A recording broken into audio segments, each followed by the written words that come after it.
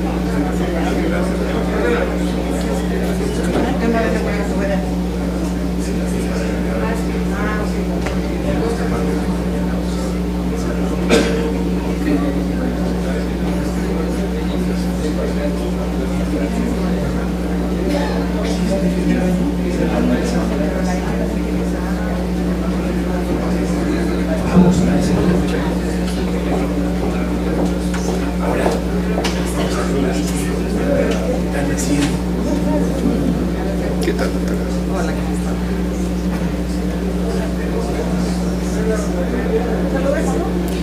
Es la única presentación. Es solamente ah, ok.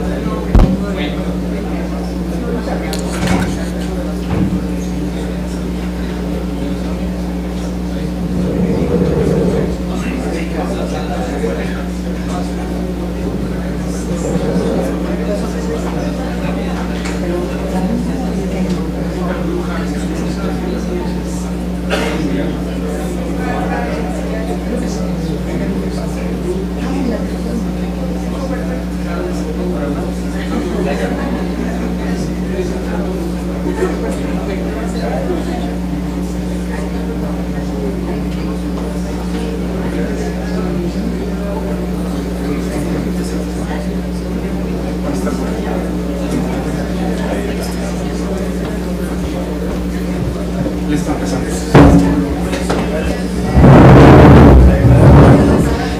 Eric.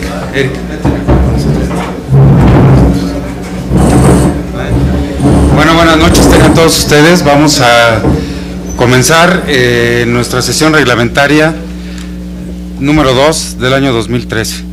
Por favor, le voy a pedir al doctor Gutiérrez nos haga favor de leer. Buenas noches. Acta de la primera sesión reglamentaria primero de 2013 del Colegio Mexicano de Ortopedia y Traumatología C, celebrada el miércoles 6 de marzo de 2013. En cumplimiento a los estatutos vigentes, se llevó a cabo la primera sesión reglamentaria correspondiente al Consejo Directivo 2012-2013, iniciándose a las 20:30 horas del miércoles 6 de febrero de 2013, ante la presencia de 105 asistentes y bajo la siguiente orden del día. Palabras de bienvenida y apertura de la sesión a cargo del doctor Salvador Rivero Bochet, presidente del Colegio Mexicano de Ortopedia y Traumatología C. A continuación se procedió a la lectura del acta de la primera sesión reglamentaria de 2013, realizada el 6 de febrero de 2013, el cual fue aprobada por unanimidad. En el renglón de los asuntos generales se dieron a conocer los puntos siguientes.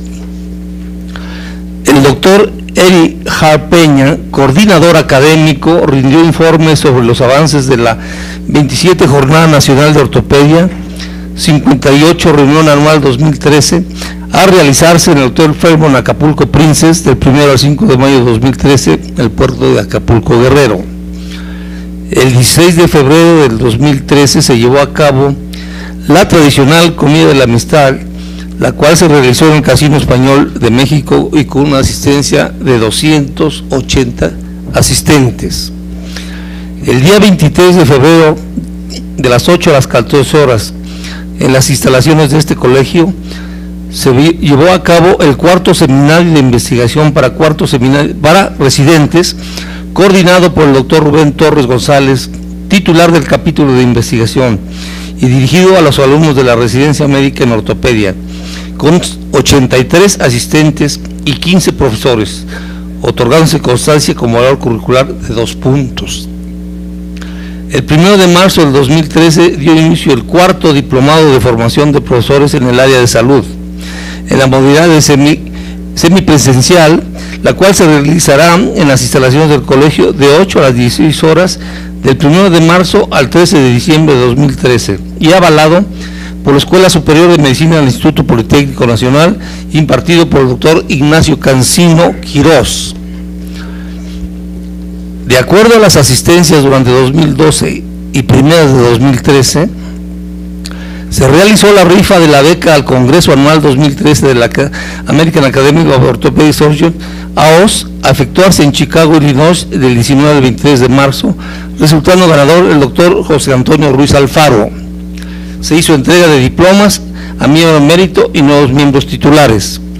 Para concluir la sesión, el doctor Raúl Frías Austria, titular del capítulo de especialización en ortopedia pediátrica, y el doctor Alfonso Mesa Berni, secretario del capítulo, hicieron una breve introducción sobre el panel foro Evitando Problemas en Trauma Infantil y sobre los temas que van a presentar, por lo que se le dio la palabra al doctor Antonio Brito Ramírez, quien presentó el tema Cuidados del Niño Lesionado, el doctor Armando Torres Gómez sobre fracturas supracondyles humorales, el doctor José Cortés Gómez sobre trauma de columna vertebral, el doctor Víctor Miguel Cruz presentó trauma de mano, muñeca y antebrazo, y el doctor Román Capdevila Leonori habló sobre trauma de pelvis, cadera y fémur, y por último el doctor David Escudero Rivera presentó el tema trauma de rodillo, tobillo y pie.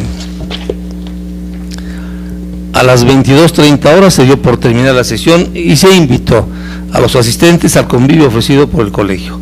Hasta aquí concluye la lectura del acta anterior. Si existe algún comentario o pregunta, a favor de realizarla. Los que estén de acuerdo con el acta, a favor de levantar la mano. Muchas gracias. El siguiente punto del orden corresponde a asuntos generales. Se recuerda a la membresía que el próximo jueves 14 de marzo a las 19:30 horas tendrá verificativa la Asamblea General Ordinaria, la entrega de resultados de 2012 y el plan de trabajo y presupuesto del año 2013. Se informa que de acuerdo a la reforma de estatutos del 16 de enero del año en curso, se necesita como mínimo el 50% de asistencias a las sesiones para tener derecho a voto en la elección de vicepresidente. Se recuerda igualmente a la membresía que se amplió hasta el día de hoy el plazo para pagar con descuento la anualidad correspondiente al año 2013. Se invita del 8 a 10 de marzo de 2013 al 6º Congreso Nacional de Residentes en Ortopedia y Traumatología, teniendo como sede el Hotel Hacienda Galindo de San Juan del Río, Querétaro, México. Se informa a la membresía que durante el presente año se va a adjudicar una beca para acudir al 50 Congreso Nacional 2013 de la Sociedad Española de Cirugía Ortopédica y Traumatología, que se llevará a cabo en la ciudad de Barcelona, España, los días 2 a 5 de octubre de 2013. Entre los miembros al corriente de sus cuotas que tengan mayor número de asistencias a las sesiones reglamentarias, la beca incluye traslado aéreo en clase turista, inscripción al evento y hospedaje. Por asistencia a las sesiones reglamentarias durante 2013, se hará entrega de constancia de 2 puntos de valor curricular. Se recuerda a los miembros que adquirieron el seguro de marcha que pueden recoger en recepción con Marta o Evangelina su póliza. Se informa a la membresía que se subirá a la página del colegio la liga que se preparó para que los miembros del colegio para acceder a Qualitas, compañía de seguros S.A. de CB, la cual podrán asegurar sus automóviles. Ahí les emitirán la póliza y les realizan el cobro con un descuento del 38% en la adquisición de su seguro, enviando al colegio un listado para cualquier consulta que ustedes deseen realizar. Se invita a la membresía a la 27ª Jornada Nacional de Ortopedia, 58 reunión anual, la cual se llevará a cabo en el puerto de Acapulco del 1 al 5 de mayo de 2013. Con este informe se concluyen asuntos generales. En desahogo del último punto de esta 10ª sesión reglamentaria de 2012, le damos la palabra al doctor José Gustavo Legorreta Cuevas, titular del capítulo de especialización en metabolismo óseo, y a su grupo de colaboradores que nos presentarán el panel sobre qué saber y cómo manejar la deficiente calidad ósea en el paciente ortopédico, aspectos prácticos.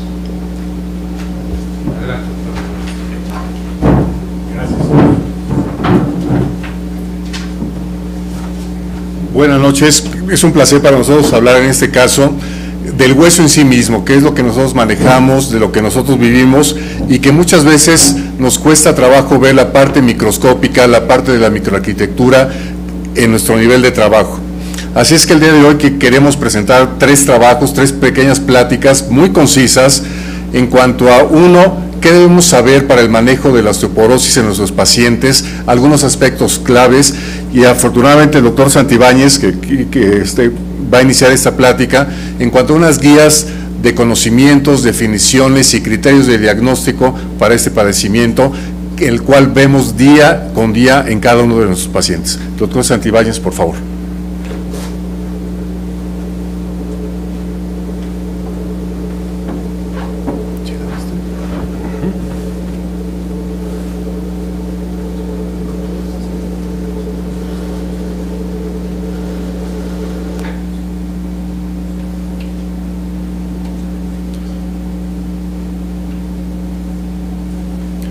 Muy buenas noches a todos, maestros y amigos. Antes que nada, quiero agradecer la invitación para participar en esta sesión al doctor Gustavo Legorreta Cuevas.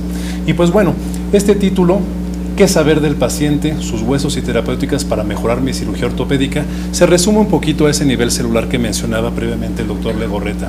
Todo lo que hagamos nosotros por nuestros pacientes con osteoporosis nos va a repercutir en un mejor pronóstico y en un mejor desempeño de nuestra técnica quirúrgica al enfrentarnos a un hueso suficiente y resistente cuando lo tengamos que atender de manera quirúrgica. Osteoporosis, tenemos la definición desde 1994 que propuso la OMS, sigue siendo vigente, no ha cambiado hasta el día, pero los aspectos medulares son que es una enfermedad en la cual tenemos baja masa ósea, alteraciones en la microarquitectura que nos van a condicionar un aumento de riesgo para presentar fracturas. Todos sabemos que esto se da por una alteración del recambio óseo caracterizado por la ralentización de la actividad osteoclástica. osteoblástica, perdón. Conocemos también el metabolismo, los sustratos que actúan para nutrir al hueso, el papel de la herencia, el papel del ejercicio y cómo se van traduciendo en mayor o menor masa ósea con la edad a través del tiempo en hombres y mujeres. Tenemos que la osteoporosis, tenemos osteoporosis primaria y osteoporosis secundaria. Esta segunda, pues bueno, no va a ser de nuestra competencia porque siempre se tratan de tumoraciones endocrinas, trastornos digestivos, renales, etcétera, que hay que referirlos al especialista respectivo. Y tenemos factores de riesgo ya conocidos por todos nosotros. En concreto, estos son los factores de riesgos actualizados que Frax propone desde hace unos años, ¿verdad?, recientemente. Y pues tenemos que el diagnóstico, como lo acostumbramos, lo vamos a hacer por medio de densitometría. Igualmente, estos criterios diagnósticos fueron propuestos por la OMS desde 1994 y siguen siendo vigentes. Hoy día tenemos algo más, que es esta herramienta para calcular el riesgo de fractura en nuestros pacientes con osteoporosis. Es un algoritmo matemático bastante eficiente que nos va a determinar el riesgo absoluto para que alguien presente una fractura en un periodo de 10 años. Emplea bases de datos específicas para cada población. Afortunadamente existe la específica para la población mexicana, 12 variables de las cuales hablaremos más adelante, y es importante mencionar que su utilidad se circunscribe al grupo de pacientes femeninas vírgenes a tratamiento, aquellas que todavía no han recibido ninguna terapéutica farmacológica para la osteoporosis. Esta es la página de Frax, no voy a ahondar mucho. Próximamente alguno de los compañeros va a ahondar más en la función de esta herramienta y va a hacer unos casos clínicos prácticos. Cabe mencionarse que la podemos traer también en el celular o en el iPad. Esta versión sí cuesta, la pasada es gratuita, pero la ventaja de esta es que no requiere conectividad a internet, la podemos usar en cualquier sitio.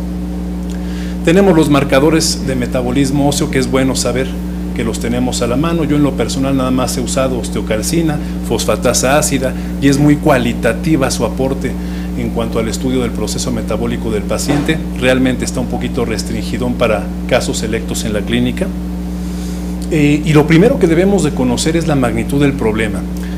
Este es un problema médico, social y económico. Tenemos que en México somos alrededor de 100 millones de personas. La mitad son mujeres con una expectativa de vida creciente. Recordemos que en el quinquenio pasado era todavía de 74 años, ahora están viviendo 77.2 años y va en aumento. También recordemos el fenómeno tan citado de la inversión de la pirámide poblacional. Lo que nos refleja es que cada vez vamos a ser más personas mayores y que por ende este tipo de enfermedades, van a ser más prevalentes y tenemos que estar al pendiente de ellas desde todos los puntos de vista. La prevalencia de masa ósea exclusivamente en México, en pacientes de más de 50 años, como podemos ver, tanto a nivel vertebral y en fémur, las mujeres llevan un sitio destacado. Lo mismo se confirma si analizamos a este grupo por décadas de la vida. Toda esta es información exclusiva de nuestra población. Y pues bueno, tenemos que las fracturas de cadera tienen una alta probabilidad de presentarse. En mujeres, que es nuestro grupo que estamos platicando, 8.5, es un riesgo muy elevado. También tenemos factores de riesgo para fracturas de cadera específicos para América Latina. Y tenemos, como todos sabemos, que la fractura de cadera tiene una alta mortalidad, ¿verdad? En el primer mes tras la fractura, en México concretamente, esto ya tiene sus añitos, se dice que es un 6.8%, y otras publicaciones mencionan en Estados Unidos del 20 al 30% en el primer año tras la fractura. El costo obviamente es elevado, tanto de tratamiento directo e indirecto. El directo es la prótesis, es el hospital, son los honorarios, y el indirecto son las actividades que el individuo deja de hacer, que aunque sean pequeñas, muchas veces son para ser autónomos y se tienen que contratar personas que les ayuden a apoyarlos. Y también mencionamos que hay una invalidez residual de un 50 a 70% durante el primer año después del tratamiento quirúrgico. No estoy haciendo de menos las complicaciones osteoporóticas en la columna vertebral, simplemente por cuestión práctica no las menciono como las de la cadera. Estas las podemos observar en el estudio Lavos, que está también de forma gratuita en internet. y ahí menciono una prevalencia nada más como rastro. Las indicaciones para el tratamiento, según la Fundación Norteamericana para la Osteoporosis, son estos que tenemos aquí. Lo que nos salta a la vista es que se incluyen ya 2 factores directamente derivados de la herramienta FRAX, que es un riesgo a 10 años de fractura de cadera mayor de 3% o un riesgo a 10 años de fractura osteoporótica mayor superior al 20%. Entiéndase por mayor cualquier otro hueso largo o cualquier otra mayor articulación. El tratamiento, ya sabemos que debemos de tener sustratos adecuados, calcio, vitamina D, la exposición a la luz solar para su activación, actividad física, ¿verdad?, que además de estimular el anabolismo óseo, nos va a dar mejor propiocepción, mejor adaptación mecánica y velocidad de reacción en los pacientes, que nos va a evitar tener caídas. Y los fármacos, bifosfonatos, hormona paratiroidea, los SERMs como el raloxifeno y ahora anticuerpos monoclonales. Aquí debemos de evaluar muy bien cada uno de los casos. Recuerden que mientras más grande sea el paciente, menos respuesta va a tener al tratamiento con los bifosfonatos. En estos casos podemos usar la teriparatida o los SERMs. Y ahora tenemos estos nuevos anticuerpos monoclonales que tienen una bibliografía y una metodología muy sólida para que nosotros podamos aplicarlos con confianza en nuestros pacientes. Como conclusiones, tenemos que la osteoporosis es una enfermedad altamente prevalente en nuestro país. Sus complicaciones desde el 2006 se han definido como catastróficas según el Plan Nacional de Salud. Tenemos que reforzar la educación en nuestros pacientes y considerar, como ya citábamos, el aspecto celular que nos va a repercutir en el aspecto macroscópico. Y obviamente valorar individualizando de manera integral la estrategia de intervención en cada paciente. Hay cosas raras también. Les comparto este caso, una persona cercana, por aquello de la privacidad y todo eso, femenino de 31 años, una persona que realiza 2 a 4 horas diarias de natación o carrera, es triatlonista, no fuma, no toma, come más que yo, ¿verdad? En su familia nadie tiene osteoporosis, ni ha tenido antecedentes de fracturas de cadera, y ha tenido rupturas recidivantes de piezas dentarias sin caries. ¿Qué dice uno? Lávate los dientes, no comas entre comidas, no comas tanto limón, ¿verdad? Tiempo después, una pequeña compresión axial en el 5º dedo y nos da ese patrón de fractura, ¿verdad? Con coalescencia de las 2 falanges distales, desaparece la línea articular. Dice uno, chispas, pues le voy a tomar su densitometría. Se repitió el estudio, de hecho, pensando que era laboratoriazo, perdón, no se ve bien la diapositiva, está reportada con osteopenia y menos 1.3 de desviación estándar en el T-score en cadera. Uno dice menos 1.3, no es tanto, ¿no? Pero en una paciente de esa edad, con esos antecedentes, ojo, recordar que hay entidades raras, más no imposibles como la osteopenia juvenil. Gracias.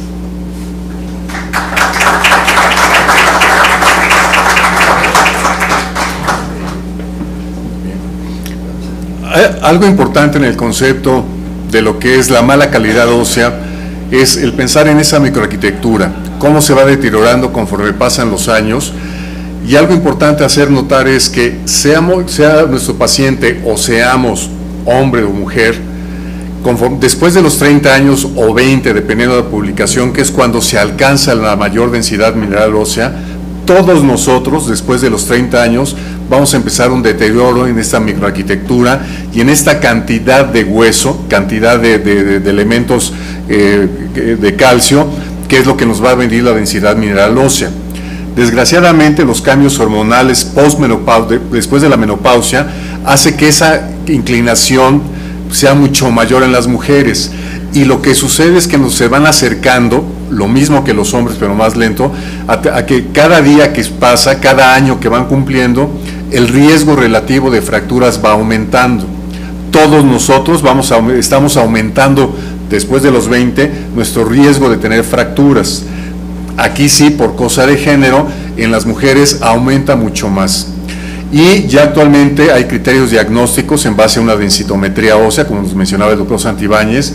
Lo importante, y aquí hay que hacer notar, es que todos los estudios, o la mayor parte de los estudios, siempre se refieren a densitometrías centrales, aquellas que son de cadera y columna. Y lo ideal para hacer diagnóstico es tomar estas, las de talón, las de muñeca, las de dedo, son orientadoras, pero no nos sirven para hacer diagnóstico. Y si cada día aumenta el riesgo de fractura, y actualmente los reportes de Canadá, de Estados Unidos e Inglaterra, que están saliendo publicados después de décadas de estudio, están diciendo que los pacientes que las pacientes con osteoporosis se ha logrado disminuir un 20% en promedio el índice de fracturas en este grupo de edad con osteoporosis, con fracturas en un fondo con osteoporosis. Bueno, aquí el chiste es establecer ese diagnóstico y saber qué es lo que le sucede a los pacientes con osteoporosis y que desgraciadamente tienen una fractura.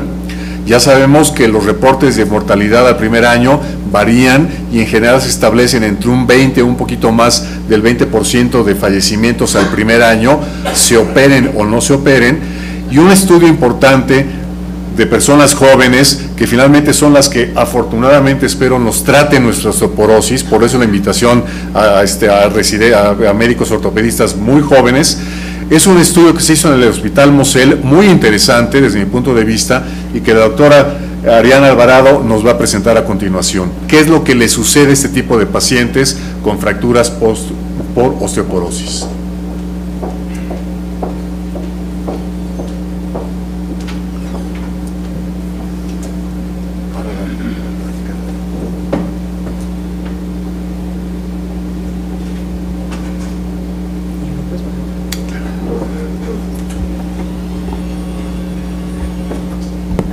Bueno, buenas noches, muchas gracias por la invitación.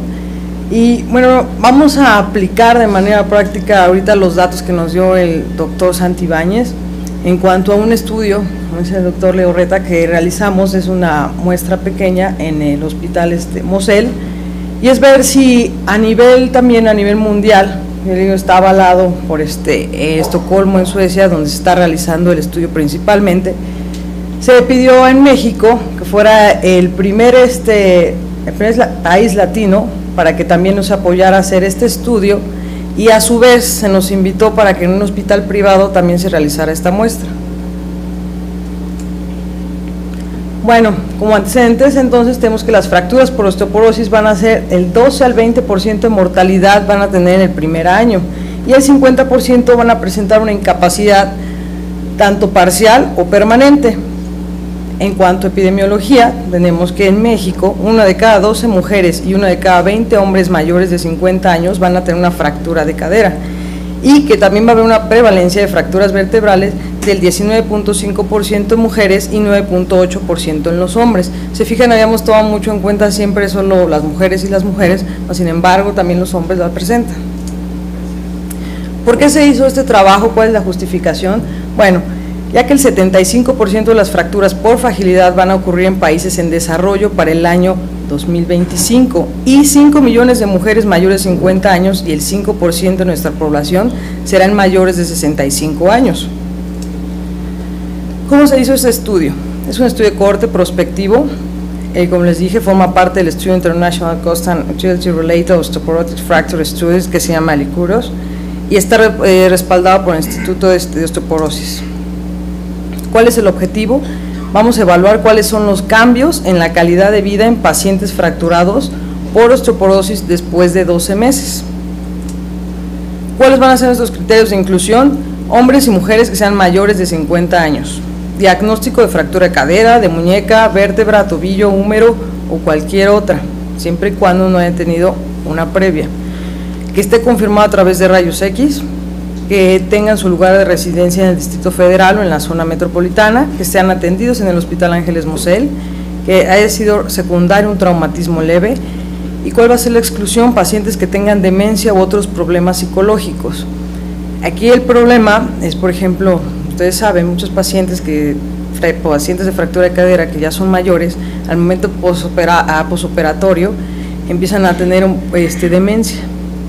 Entonces ahí se tiene que sacar del estudio al paciente, porque ya no va a ser significativo y ya no nos va a dar resultados óptimos. Entonces la metodología fue un reclutamiento, como les dije, en el Hospital Ángeles Mosel. Se hicieron encuestas, una antes de la fractura, eso le llamamos fase 0, después de la fractura es la fase 1, esa va a ser la entrevista inicial. Posterior a los 4 meses es la fase 2 y a los 12 meses la fase 3. ¿Qué instrumentos usamos? Bueno, el cuestionario de Eurocol, que es mandado por Icarus, y la escala visual análoga. ¿Cuál es la metodología? Bueno, vamos a tener un cuestionario inicial con la fecha de identificación, antecedentes sociodemográficos, cuál va a ser el tipo de fractura y fecha de la primera atención médica, antecedentes de fractura por fragilidad, en dado caso, entonces se excluye al paciente, y situación laboral. Este es uno de los, es una muestra del Eurocol 5D y con la escala visual análoga en la parte lateral. Bueno, ¿qué encontramos? Es una muestra de 26 pacientes, dado que, ya que es un hospital privado, no todos los pacientes van a querer que se les moleste en ese momento, o de todas formas dicen, no, yo ya no quiero estar en el estudio, y ya se dejan muchos pacientes. Este estudio se hizo durante 3 años y medio, y para que nos diera un seguimiento y poder acabar a todos nuestros pacientes. En edad promedio fue entre 73 años, más o menos 15.7, la mayoría fueron mujeres, 22 con el 73%. Los tipos de fractura, como siempre, va mayor, el 23.3% de cadera, 30% es muñeca, vertebral 16.7 y el húmero 6.7. Y otras que ya no sé, como en una minoría, se agruparon ahí tanto de tobillo como de antebrazos, que solamente fue el 10%. Ok, ahora vamos a ver la calidad de vida por las fases, y con este mismo vamos a diferenciarlo con el Eurocol y el EVA. El EVA pues, es más subjetivo porque es de acuerdo al paciente, ¿sí? Y el Eurocol ya es un cuestionario mucho más objetivo, en el cual podemos ver que en la fase 0 nos dice que nuestra calidad de vida va a ser el 0.68 y de un 78 en EVA. Posterior en la fase 1, ven cómo baja demasiado a 0.29 y en EVA 64.2, que también baja. Y en la fase 2 aumenta a 0.64, más sin embargo, vean cómo ya no alcanza el nivel, la misma cantidad que tenía al principio, que era la fase 0. Y en la fase 3 llegamos a 0.73, que mejora otra vez. Pues bueno, vamos a verlo en una gráfica al año por tipo de fractura. Se fijan, tanto la cadera como la cadera es la que más nos va a repercutir en cuanto a calidad de vida, y sin embargo va a repuntar en nuestra fase 2, pero ya nunca va a llegar al punto de la fase 0, ¿sí? Por eso es que también en los reportes que hemos visto nos mencionan, si a los 4 meses no mejora, ya no va a tener su calidad de vida principal. Por ejemplo, en la muñeca va a bajar la calidad de vida, más sin embargo no va a bajar tanto como al principio. Ven la flechita que está en cuadrito, la de hasta arriba, y va a alcanzar un nivel de calidad de vida adecuado, no va a haber mayor problema. Eso tiene que ver entonces, ¿por qué? Porque también no estamos hablando de que son diferentes articulaciones de carga, ¿sí? Entonces, por lo tanto, va a repercutir también en la calidad de vida de manera diferente. En la escuela visual análoga es lo mismo, ¿sí? Solamente que como es más subjetivo nos da valores más altos, pero sin embargo tiene el mismo comportamiento en que baja y vuelve a permanecer en la fase 2 a aumentar. Y en cuanto a calidad de vida por sexo, repercute más en la calidad de vida en los pacientes masculinos que en los femeninos. En los pacientes femeninos se recupera más fácil. Y por dominios, o sea, cuáles iban a ser lo que nos iban a reportar que tuvieran mayor problema en cuanto a calidad de vida, principalmente iba a ser en cuanto a movilidad, posterior en dolor y luego en cuidado personal. Si se fijan en la fase 1, que es inmediatamente posterior, inmediatamente a la fractura, en cuanto a cuidado personal, pues aumenta muchísimo, pero va a ir disminuyendo en cuanto vaya presentando otra vez su calidad de vida habitual. Más sin embargo, el dolor y la movilidad van a ser una constante que va a bajar después de la fase 1, pero les digo que ya no se mantiene al mismo nivel. Entonces, bueno, como conclusiones que tenemos, de este estudio. La calidad de vida va a disminuir en todas las fracturas por osteoporosis inmediatamente después. Posterior va a incrementarse significativamente de los 4 y 12 meses. Sin embargo, la calidad de vida no va a ser la misma que antes de la fractura, si no se recupera a los 4 meses. Y los dominios más afectados son dolor, movilidad y cuidado personal. Por lo tanto, es indispensable prevenir la osteoporosis, ya que los grupos mayores de 50 años van a predominar en los próximos años, siendo el grupo más vulnerable a sufrir fracturas. Nada más.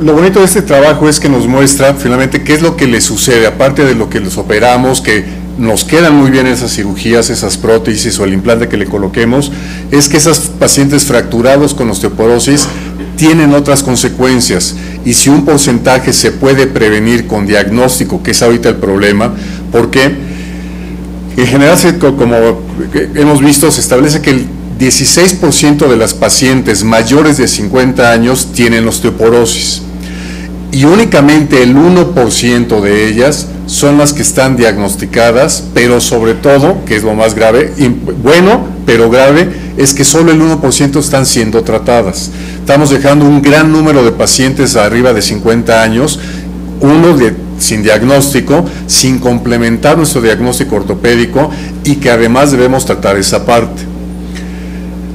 Mencionaban que por una parte tenemos una diversidad de medicamentos como los isofosfonatos que inhiben la actividad osteoclástica, los SERMs que inhiben los receptores estrogénicos, los anticuerpos monoclonales que también van a inhibir finalmente la actividad osteoclástica, o formadores de huesos como la calcitonina u otros, que dependiendo la etiología, dependiendo el tipo de pacientes, es la indicación ideal. Pero estas aplicaciones farmacológicas, estas aplicaciones a los pacientes con osteoporosis postmenopáusica, que fue la inicial en todos ellos, a diversos padecimientos quizás relacionados con el origen de la osteoporosis o relacionados con los cambios metabólicos en la formación de hueso, se han venido utilizando para otros padecimientos. Y así es que el doctor Gilberto Ríos nos va a hablar un poquito acerca del manejo ortopédico de la osteogénesis imperfecta y algunas aplicaciones de este tipo de medicamentos al tratamiento del paciente con osteogénesis. Adelante, doctor Ríos.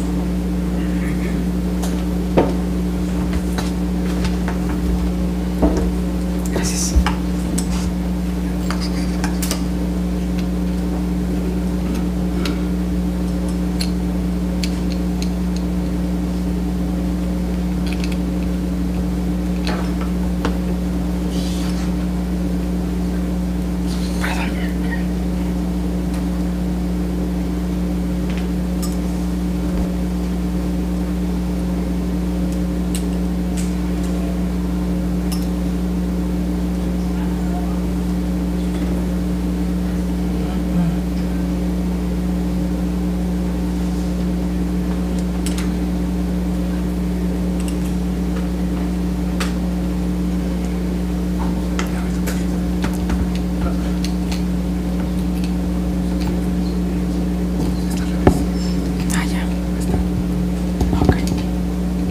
Gracias.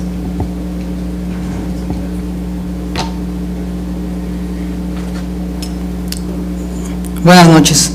Vamos a hablar ahora sobre algo que tiene que ver, que manejamos con los pacientes en ortopedia pediátrica, y la pregunta es si además de cirugía es útil tratar también médicamente la osteogénesis imperfecta y el E-Calvepertes.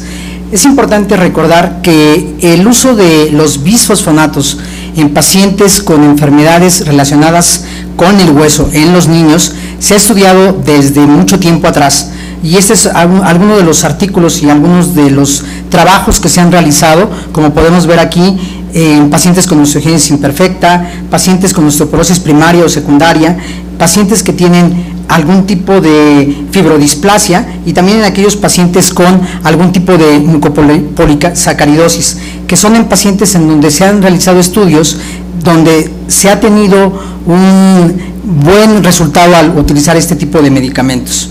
Recordemos que en los niños el hueso es un tejido dinámico, continuamente está experimentando un crecimiento y una remodelación.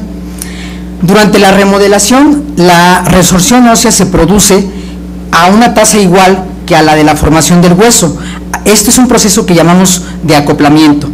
Cuando esta fase de formación y de reabsorción se ve alterada, es cuando entonces lo que nos lleva a que disminuya tanto la densidad mineral ósea como los huesos se vuelvan más frágiles. Entonces es importante que recordemos que cuando esto está alterado es cuando se presenta este tipo de problemas. En los pacientes con osteogénesis imperfecta, lo que sabemos es que tenemos una alteración en donde la colágena de tipo 1 principalmente tiene una alteración en la formación, y esto es lo que va a desencadenar que estos pacientes tengan mayor fragilidad ósea y que tengamos toda la sintomatología que sabemos que presentan estos pacientes. La colágena de los pacientes con osteogénesis imperfecta es inmadura y se parece mucho a las fibras reticulares de los huesos fetales. El problema es que la colágena que ellos producen es de mala calidad. Aunque es importante recordar que los pacientes que tienen osteogénesis imperfecta, aunque tenemos una colágena de mala calidad, su metabolismo mineral no está alterado, o sea, no tenemos problemas en ese aspecto. Solamente como para mencionar la prevalencia de la osteogénesis imperfecta, recordar que el tipo 1 es la más común y que las manifestaciones clínicas van a depender de la severidad y de los subtipos clínicos que conocemos que en la actualidad han aumentado. No, aquí algunos de los ejemplos, recordemos que en donde se encuentra la colágena, como en el hueso, la dentina, las escleras, los ligamentos, vamos a tener alteraciones. El tratamiento médico va primeramente encaminado a orientar sobre la historia natural de la enfermedad. Es importante recordar que el tratamiento es multidisciplinario. Genética juega un papel importante para determinar tanto el tipo de osteogénesis que es, como la información genética a los padres para saber qué es la evolución que pueden tener este tipo de pacientes y la herencia que está implícita en este tipo de padecimientos. Es importante no inmovilizar de más a estos pacientes porque nos va a provocar una osteopenia que va a conllevar que tengamos mayor fragilidad y tengamos mayores problemas de la parte ósea de estos pacientes. El uso de ortesis tiene la finalidad y va encaminada a mejorar la movilidad y la función de este tipo de pacientes. El tratamiento quirúrgico, como sabemos, tiene como objetivos maximizar su función, disminuir la incapacidad que estos pacientes tienen, lograr la independencia e integrarlos de manera social fácilmente. Existen diferentes tratamientos quirúrgicos, no es el tema de hoy, pero es importante recordarlos, desde Morel, el Sofil, hasta lo más actual con los clavos telescopados como el clavo de Fassier. Aquí algunos ejemplos de los tratamientos que realizamos en el hospital con el clavo de Fassier-Duval, en donde podemos observar las grandes deformidades que tenemos en las extremidades de estos pacientes. Actualmente existen dos formas farmacológicas de aumentar la masa ósea. Primeramente, utilizando medicamentos que incrementan la actividad osteoblástica, como los análogos de la hormona paratiroidea, y en segundo, implica la disminución de la actividad osteoclástica con los bisfosfonatos. Los tratamientos que se han utilizado con los análogos de la hormona paratiroidea que estimulan la actividad osteoblástica se han utilizado principalmente para la osteoporosis en adultos. Es importante mencionar que este tratamiento está contraindicado en los niños, principalmente por las fisis abiertas y por el riesgo que existe en causar osteosarcomas en este tipo de pacientes. Algunos estudios, como algunos metaanálisis que se han realizado con el uso de bifosfonatos en pacientes con osteogénesis imperfecta, han demostrado una evidencia de mejoría en el aumento de la densidad mineral ósea, tanto de forma oral como de forma intravenosa. Hay que recordar que los bisfosfonatos son potentes inhibidores de la reabsorción ósea, reducen el reclutamiento y la actividad de los osteoblastos, disminuyendo de esta forma el recambio óseo. Bassett fue uno de los primeros en 1969 en utilizar los bifosfonatos en niños en pacientes con miositis osificante. Entonces recordemos que esto es algo que se ha estudiado desde más tiempo atrás. Algunos de los estudios que se han realizado en algunos pacientes con osteogénesis imperfecta, por ejemplo, en este estudio que estoy presentando aquí, que es un estudio aleatorio, se informó que la terapia oral con los bifosfonatos aumenta la densidad mineral ósea y disminuye la incidencia de fracturas en huesos largos. Hay que recordar que los bifosfonatos, cuando los utilizamos de forma oral, no tienen una buena absorción, solamente la biodisponibilidad es de menos del 5%. La alimentación y las bebidas van a disminuir la capacidad de absorción de los bisfosfonatos. Por eso es que la terapia, cuando se indica de forma oral, tiene que ser por lo menos 30 minutos antes de ingerir cualquier tipo de alimento o incluso líquidos. De esta cantidad de bifosfonato que se puede absorber, solo del 20 al 80% se adhiere al hueso, y este que está adherido al hueso puede permanecer en un promedio de 1.5 hasta 10 años. Algunos otros estudios observacionales sugieren que también el tratamiento intravenoso, como con el pamidronato, tienen efectos benéficos. Estos efectos benéficos en los pacientes con osteogénesis imperfecta principalmente incluyen mejoría en la masa ósea, en la fuerza muscular, en la remodelación de las deformidades vertebrales como de huesos largos, y menor frecuencia en cuanto a las fracturas de los huesos largos, y también una mejora en la movilidad. Este es un estudio por Gleriux, en donde utilizó el pamidronato en 30 niños, en donde las edades iban desde los 3 hasta los 16 años, con un tipo de osteogénesis imperfecta que ellos determinaron como grave. La duración del estudio aproximadamente fue de 1.3 a 5 años, y este estudio lo dividieron en dos grupos: 15 pacientes que recibieron el medicamento a una dosis de 1.5 miligramos por kilo, y el otro grupo que lo recibió por 3 miligramos. Cabe mencionar que el primer grupo, pasado algunos tratamientos, se tuvo que aumentar la dosis a 3 miligramos, igual que el primer grupo, dada el resultado que ellos encontraron con una mejoría que iba siendo cada vez más lenta. En todos los pacientes los ciclos de infusión fueron de 3 a 4 horas durante 3 ciclos, y que estos se repetían cada 6 meses. Dentro de todos los estudios que se han realizado en el uso de los bifosfonatos, también se han realizado estudios radiológicos para ver qué es lo que está sucediendo a la hora de tener este tipo de tratamientos, y lo que se ha encontrado es que se han encontrado líneas densas que están alrededor de la rodilla, que implican o que nos están indicando sobre el efecto que está teniendo el bisfosfonato sobre los huesos, y estas líneas también nos van a determinar cómo el hueso está creciendo. Y lo que sabemos en la actualidad, aquí podemos ver algún ejemplo de un paciente en donde podemos observar a nivel de la rodilla cómo pueden ver ustedes las líneas que se van trazando tanto en la parte proximal de la tibia y distal del fémur, y cada una de esas líneas significa un ciclo de tratamiento. Y lo que podemos ver ahí en este paciente, por ejemplo, es que esas líneas nos hablan de los ciclos que ha recibido, pero además del crecimiento que está teniendo el hueso, que esto es importante. También se ha encontrado que el dolor crónico que presentan los pacientes con osteogénesis imperfecta se ha reducido más o menos en un promedio de 1 a 6 semanas después de haber iniciado la terapia. La deambulación mejoró en muchos de estos pacientes, y algunos que estaban confinados a silla de ruedas también mejoró su deambulación, o por lo menos su movilización. Y en algunos estudios han reportado que la incidencia de las fracturas disminuyó de 2.3 a 0.06. Es importante recordar que el tratamiento se debe dar aproximadamente en periodos cortos. Lo que se recomienda en la actualidad es un periodo de 2 años.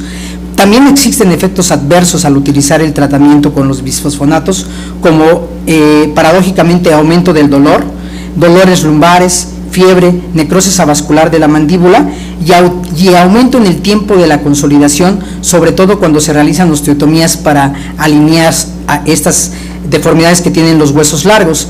Por eso es que en la actualidad se recomienda que un paciente que esté en tratamiento, ya sea oral o intravenoso, con los bisfosfonatos, y vamos a realizar un tratamiento quirúrgico para alinear el fémur o la tibia, este debe de suspenderse por lo menos 6 meses antes de que nosotros hagamos el tratamiento quirúrgico, para evitar alteraciones en la consolidación ósea.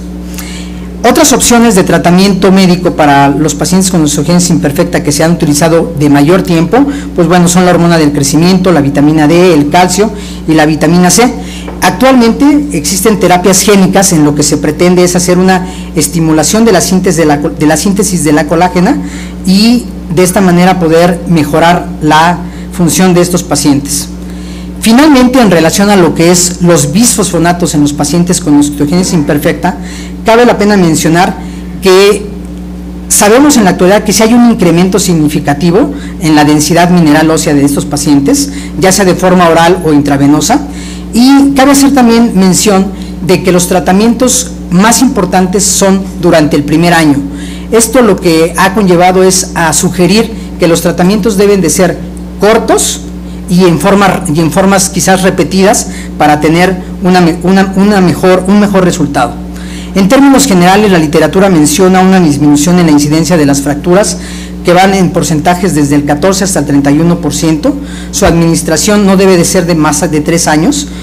Son seguros hasta el momento, son bien tolerados y los efectos adversos que se presentan son pocos, y cuando estos son menores, no son tan graves.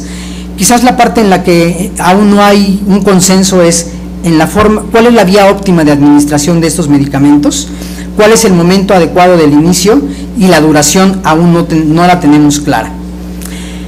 Otro padecimiento importante sobre donde se está utilizando los bisfosfonatos es en el E. calvepertes. Recordemos que lo que sucede aquí es que la necrosis, la isquemia que se provoca de la cabeza femoral, provoca una osteonecrosis, y tanto los tratamientos quirúrgicos y no quirúrgicos que actualmente se utilizan tienen la finalidad de contener esta cabeza femoral para prevenir que ésta se deforme y evitarnos una artrosis temprana. Aquí algunos de los ejemplos de un par de pacientes con E. calvepertes, en donde podemos observar las diferentes características radiográficas que vemos en la manifestación de la enfermedad del E. calvepertes. La hipótesis que se tiene del uso de los bisfosfonatos es que estos pueden prevenir la deformidad de la cabeza femoral a través de sus efectos sobre la resorción ósea, y que esto puede producirse durante el proceso de la reparación del hueso. La reabsorción del hueso necrótico resulta en una cabeza femoral que es débil, y esto lo que ocasiona es que la epífisis se aplaste, se comprima, y eso es lo que nos da parte de la deformidad de la cabeza femoral y que lleva durante todo el proceso que sabemos del E. calvepertes. Aquí podemos ver la catástrofe que nos puede llevar un E. calvepertes. Por ejemplo, es un paciente con afección bilateral, y podemos ver la alteración tan importante que tenemos en las caderas. Se cree que los bisfosfonatos lo que hacen es que alteran este proceso mediante la estabilización de la estructura trabecular de la epífisis ósea. Un estudio que se realizó en lechones donde recibieron el ivandronato tenían significativamente mejoría de la preservación de la cabeza femoral hasta en un 60%, y el total del volumen promedio del hueso estaba aumentado hasta en un 93%. Y esto lo que ha llevado es a creer que estos pueden ser medicamentos que nos ayuden también en el tratamiento del E. calvepertes. Gracias.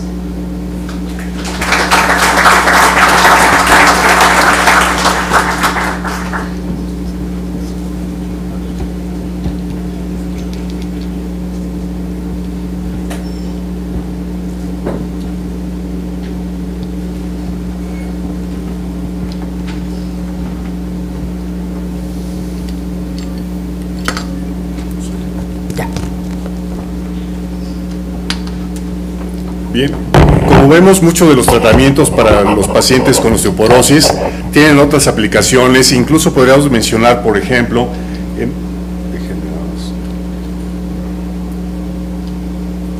en el caso de los pacientes con algunas lesiones tumorales, como puede ser el tumor de células gigantes. Finalmente, las células multinucleadas del tumor de células gigantes son muy parecidas o tienen mucha referencia celular en cuanto a los osteoclastos.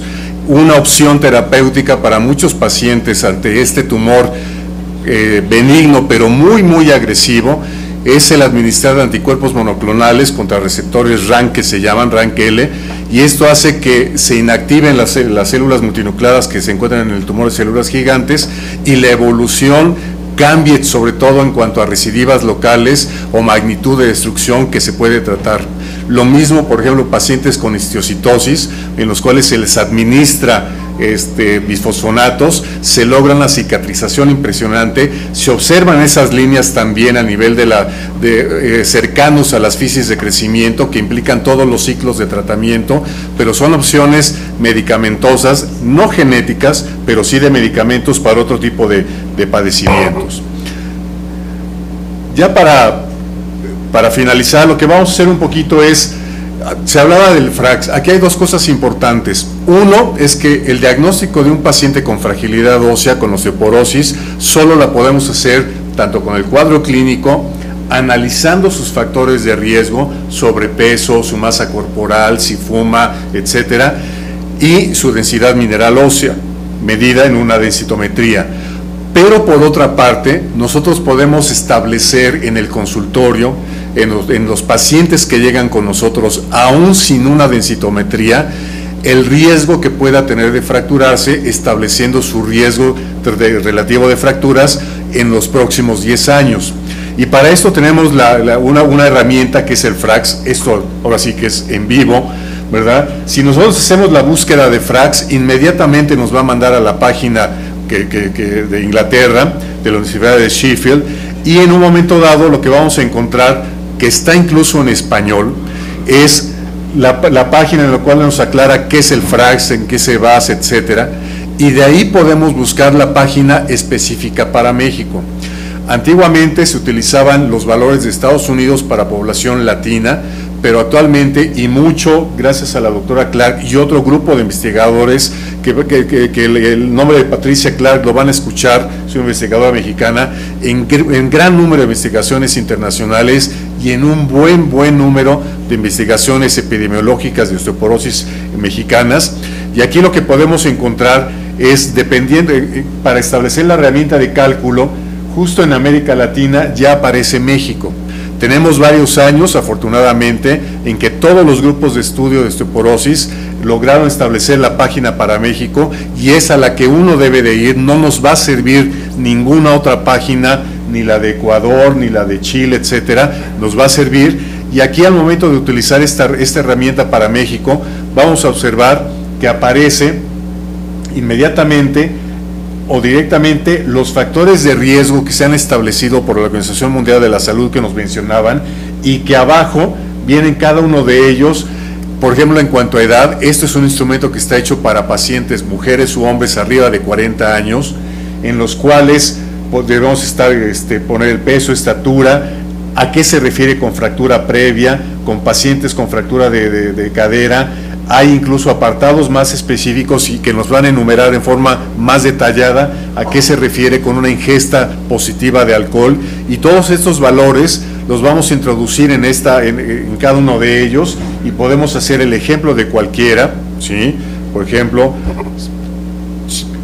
yo, 52, que peso 70, los vamos llenando, en el cual pone uno la estatura. Si no tiene uno ningún factor, inmediatamente puede el establecer o el contar con la densitometría, la cual nos va a hablar incluso de qué marca de aparato. Y bien, otro detalle, lo ideal cuando estamos tomando densitometrías a nuestro paciente es, como tiene que tener una calibración específica y muy detallada, lo ideal es que sea en el mismo lugar y con el mismo aparato, y de ser posible que el técnico sea certificado. Legalmente no es obligatorio la certificación para los técnicos que usan los densitómetros, pero existe la certificación por parte de la MON para ellos.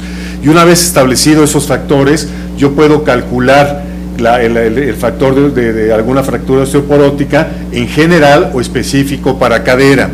Y esto nos habla de que yo tengo, si no fumara, tengo un 0.2% de posibilidades en los próximos 2 años de sufrir una fractura de cadera, o 1.7 en los próximos 10 años de sufrir una fractura en cualquier otra parte del organismo.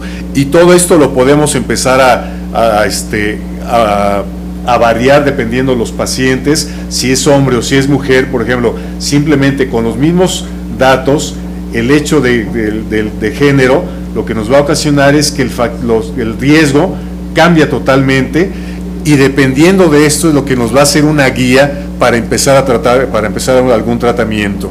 Esto es muy fácil de aplicar.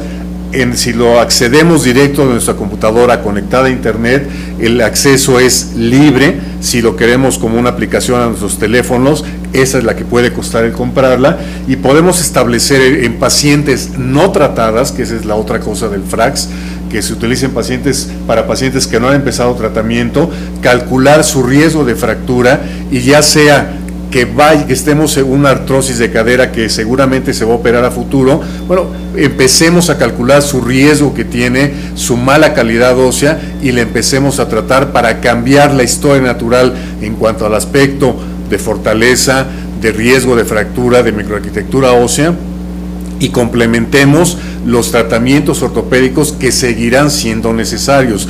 El tratar a una paciente con osteoporosis no quiere decir que no se vaya a fracturar, sino que vamos a disminuir su riesgo a nivel poblacional de fracturas. Un porcentaje le va a pasar eso, pero finalmente un gran porcentaje, 70-80%, desgraciadamente se van a seguir fracturando, pero quizás el hueso en el que trabajemos sea de mucho mayor calidad. Les voy a pedir a los expositores, si gustan pasar al frente, si tuvieran alguna pregunta de los temas expuestos o de la utilización del FRAX, por favor. Sí, doctor.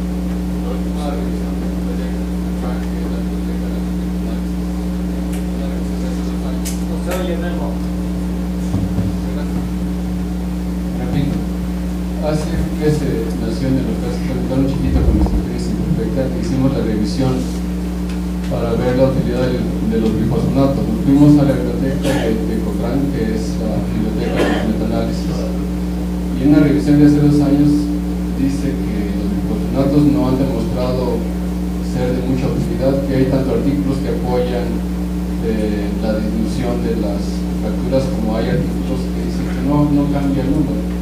Lo que sí aumenta, obviamente, es la densidad, porque es un efecto ya esperado.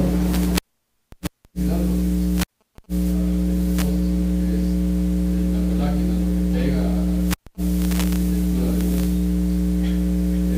Lo que sí voy a hacer un poquito reiterativo de un tema que se nos pasa aquí un poquito de obesidad infantil.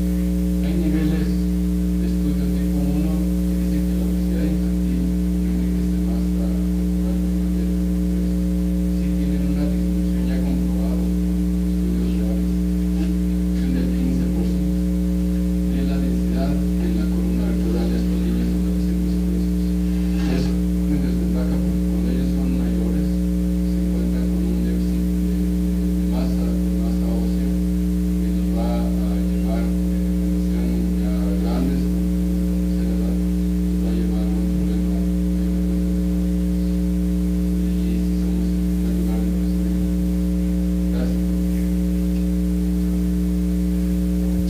Algo importante es en ese estudio, en esa revisión que fue muy detallada, sobre todo incluso hablaba un poquito de decepción, ¿no? de los porcentajes esperados de disminución de fractura en el paciente con osteogénesis, de lo inicialmente reportado se vio que en realidad era mucho menor. Sí había disminución, pero no la esperada o no la que se había visto en forma inicial.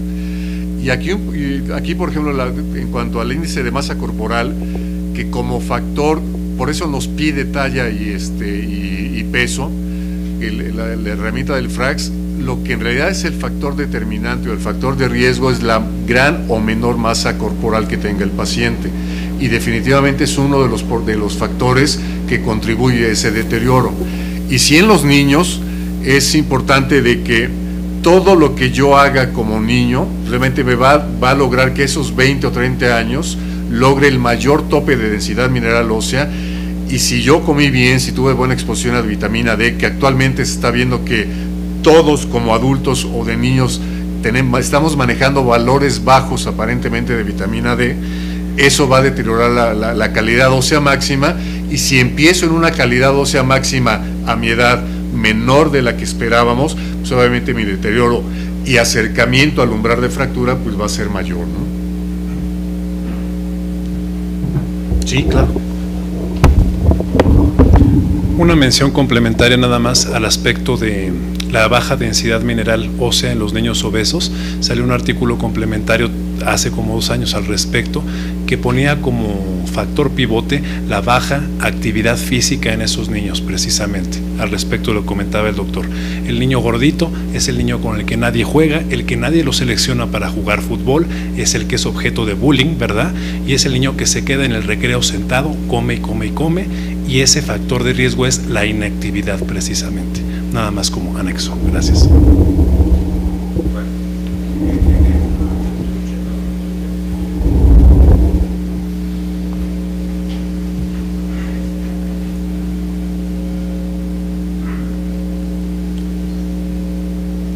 Un pequeño comentario del uso de fosfonatos en expertos.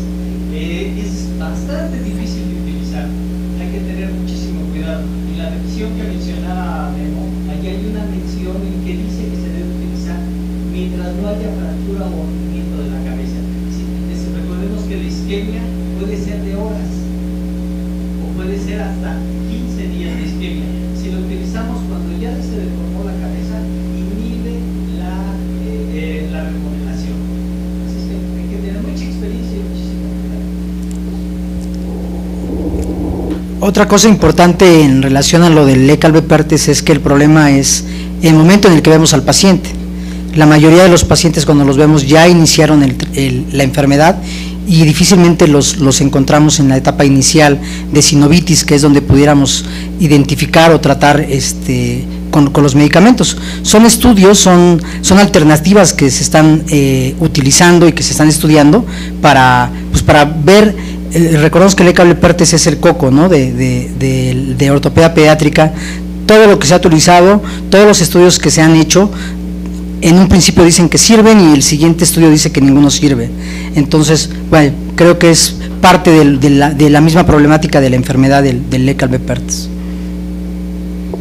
Y aquí un poquito lo interesante es, en cuanto al uso en pacientes con Leckalbe, el grupo inicial que se vio en Canadá también fueron pacientes con artritis reumatoide, en los cuales por su tratamiento a base de esteroides se ocasionaba una necrosis avascular. Entonces, en este tipo de pacientes adultos fueron los primeros en que se utilizó, con la idea de que al momento de que había la necrosis, disminuir la rapidez de resorción ósea de ese hueso necrosado y que estructuralmente mantuviera una base y el colapso fuera de menor magnitud, y eso se ha trasladado a los pacientes con Leckalbe-Perthes, que en cuanto a al ciclo de qué es lo que le pasa al hueso necrótico, no del origen, pero sí después de la necrosis es la misma, ¿no? Perdón, sí. Yo pienso que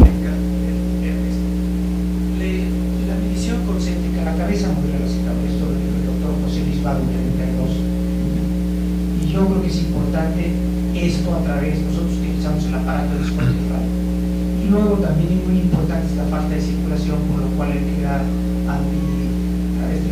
antiadhesivos plaquetarios y dar mejor circulación, o sea, vasodilatadores.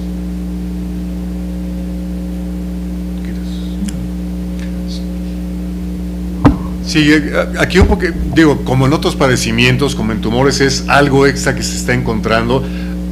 Faltan muchos de los estudios ya finales realmente qué es lo que le sucede, y aquí más que revertir el proceso como la causa original, es un poquito ya con el efecto de necrosis hacerle algo a ese hueso necrosado, que no se colapse, y ayudar junto con que además no evita ni tampoco contraindica todo lo demás que se les tiene que hacer y la vigilancia, sino es algo adyuvante en el manejo, ¿no? No sé si tengan alguna otra. Sí, doctor. No vi que mencionaran el estroncio, ¿no? En cuanto al granulato de estroncio, aquí es igual otro de los tratamientos. Se habla de que tiene tanto actividad inhibidora de osteoclastos como aparentemente neoformadora, no tanto. Es un buen tratamiento. Aquí la ventaja en el caso de los manejos para osteoporosis, todos funcionan, ya sea antirresortivos o osteoformadores, todos funcionan adecuadamente, todos tienen un margen de seguridad bastante alto, y aquí mucho depende cómo se lo quiera administrar a mi paciente, que quizás sea la principal crítica a él, que tiene que ser diario.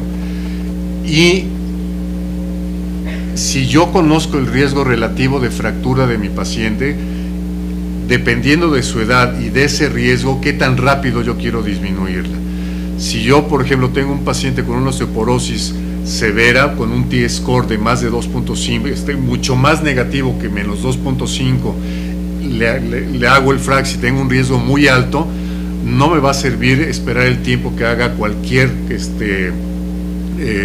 antirresortivo, y quizás pensaría en algún formador de hueso. Entonces mucho depende de la opción de tratamiento que yo quiera determinar. Es bueno y tiene también aumento de densidad mineral ósea y disminución de riesgo relativo de fracturas, tanto vertebrales como no vertebrales.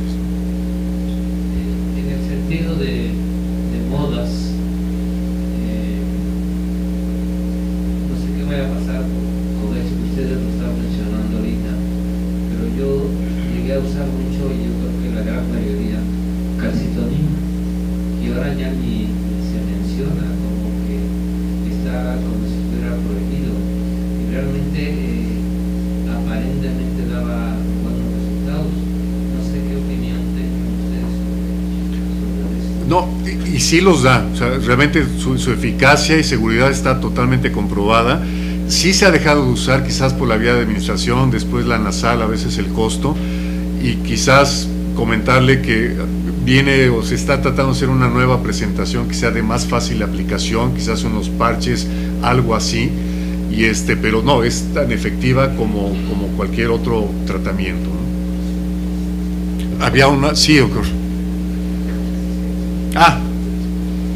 Quiero hacer una observación acerca del FRAX. El FRAX no es una herramienta que sirva para el diagnóstico de osteoporosis, es para la toma de decisión. Exactamente el ejemplo que pusiste de una paciente que tiene de menos de 2.5 desviaciones estándar, no es útil el FRAX. El FRAX, esa paciente ya tiene osteoporosis y la decisión de hacer el tratamiento debe de ser hecha en base a que tenga factores de riesgo, no que ya tenga osteoporosis. Ahí quiero hacer una observación que quede bien claro, porque como está muy orientada la sesión en general hacia hacerlo más pediátrico, el FRAX no es una herramienta para niños. El FRAX es una herramienta que debe utilizarse en sujetos mayores de 50 años y solo es para la toma de decisión, no es para el diagnóstico. Gracias. Sí, algo importante que comentábamos es, uno es, para hacer el diagnóstico yo necesito el estudio de densitometría ósea y conocer la densidad mineral ósea. Y en caso del FRAX es para saber, en base a los factores de riesgo, ese riesgo de que tenga de fracturarse el paciente y establecer mi conducta terapéutica si la tengo que empezar. Y me parece que sí lo mencionábamos, es para mayores de 40 años, no se puede utilizar en menores. Sí, doctor. A mí me gustaría ¡Ay! bueno, primero, antes que nada, pues, me parece que es una herramienta sensacional y ojalá y la gente lo utilizara, porque la realidad es que yo veo muchos colegas que no hacen diagnósticos seguros. Sin embargo, sí me gustaría cooperar con algo que, en mi humilde punto de vista, yo siento que la densitometría ósea es poco específica realmente para hacer un diagnóstico. Verás, ahorita estamos usando también las unidades Tausen. Me encantaría ver una nueva generación en el FRAX que abarcara también esta medida, ¿no? Eso nos ayudaría a hacerlo todavía un poquito más específico al sistema. Sí, y ahora, en cuanto a esas mediciones, y hay más complicadas y quizás más, hasta en cuanto a ver casi prácticamente la estructura del hueso. Pero finalmente la densitometría es algo que sí la tenemos que utilizar y es lo que tenemos a la mano por el momento, ¿no? Que también es algo importante a tomar en cuenta. Y quizás el objetivo de hablar en general, después algún estudio epidemiológico y otros usos o de otros padecimientos en cuanto a fragilidad ósea, es meter ese gusanito, poner esa inquietud en cuanto a que tenemos que complementar los diagnósticos de nuestros pacientes adultos que acuden con nosotros por el motivo que sea, ¿no? Había otra, sí. En relación con el uso de la calcitonina, que usamos en la década de los 90, Sí. era un ritual poner una inyección mundial a 33 días vino aquí uno de los descubridores, durante años, 3 o 4 años nos tragamos el cuento de que eso funcionaba. Después, años después, que no sirvió para nada, si acaso para calmar un poco el dolor. Pero bueno, es la realidad de muchos productos en las que usan 10.000 pacientes, la menos que dura 10 años, nosotros lo tenemos. Muy diferente de algún medicamento que nos usa para una, es todo lo que nos consta el efecto, porque son inmediatos. Y esa era la situación que vivimos con la calcitonina. Totalmente de acuerdo. Que incluso, por ejemplo, en ese tipo de dudas y para evitar cosas de moda y demás, ahí en el mismo frase en donde dice referencias, en esa página en español donde se tienen que meter los datos, abajo viene referencias y viene la publicación de la OMS, que es un resumen es un librito muy pequeño, muy específico, muy directo, y ahí hablan de todas las opciones terapéuticas, qué beneficios tiene una u otra, o sugieren en qué momento utilizarla, y esa es una lectura yo creo que casi obligada a esa, ¿no? Igual es una publicación que es gratuita, se puede pedir a la OMS físicamente o se puede bajar inmediatamente y en una tarde se lee, ¿no? O 2, pues, no tanto. ¿Perdón? 3, digamos.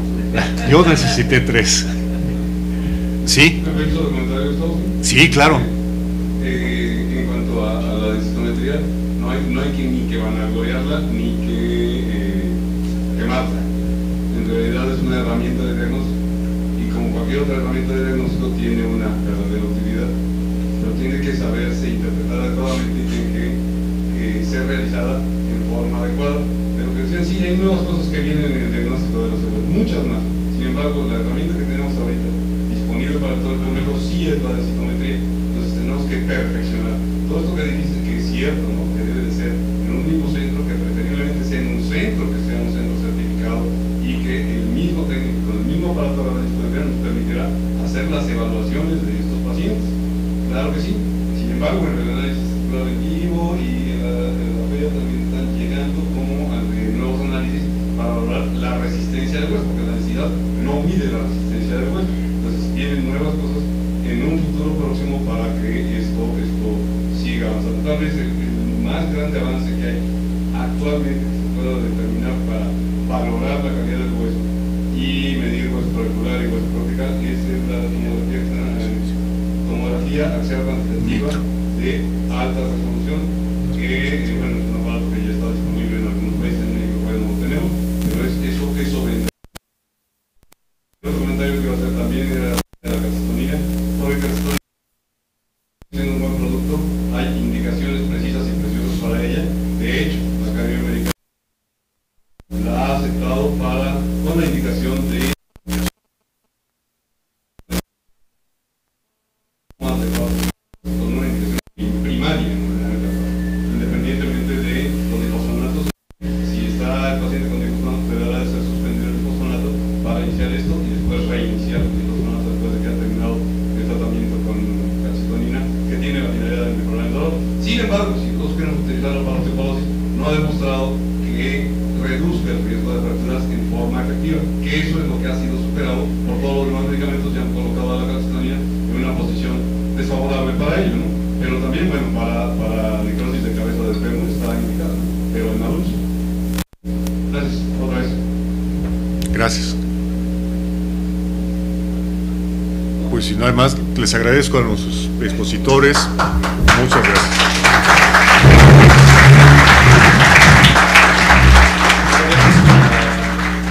Queremos agradecerle al doctor Legorreta y a todo su grupo del Comité de Osteoporosis que nos hayan presentado esta sesión que fue interesante y educativa para muchos. Gustavo, gracias. Te agradecemos mucho. No, ustedes. Rafael Santibáñez, te agradecemos mucho. Gracias. Doctora Ariana, te agradecemos. Y Gilberto, no te vayas, Gilberto, aquí también sigues tú. También queremos, como último punto de la orden del día, dar la bienvenida a nuevos miembros. El doctor Gutiérrez nos va a hacer favor de dar lectura. El primero es José Gilberto Ríos Ruiz, que nos hace favor de darnos la plática. Bienvenido como miembro del colegio.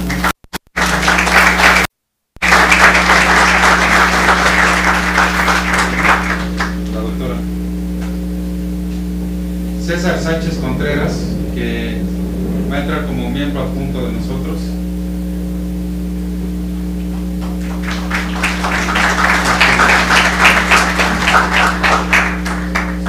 Lilia Evelyn Acevedo Rojas, que entra como miembro titular. Bienvenida, Lilia.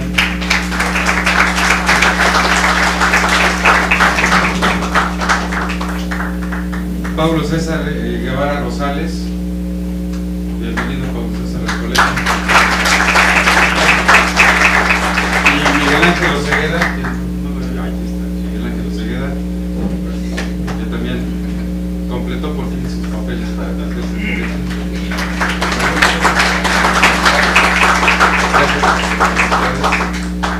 Y como, bueno, 2 puntos únicamente. El último punto es invitarlos, veo aquí a muchos gentes jóvenes y a los residentes, a nuestro congreso de residentes, que es pasado mañana, el viernes, en la mansión Galindo, cerca de San Juan del Río.